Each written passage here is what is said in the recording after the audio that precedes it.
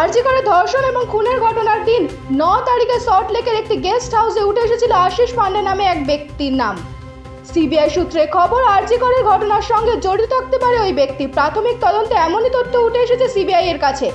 সেই কারণে হোটেলে কর্তৃপক্ষকে আজ সমস্ত নথি নিয়ে ডেকে পাঠানো হয়। হোটেলের এক কর্মচারী সিবিআই দপ্তরে এসে পৌঁছায় রেজিস্টার খাতার সহ বেশ কিছু নথি নিয়ে। আশিস পান্ডে আরজি করে হাউস স্টাফশিপ ছিলেন, এমনকি আরজি করের তৃণমূল ছাত্র পরিষদ ইউনিটের নেতা ছিলেন তিনি।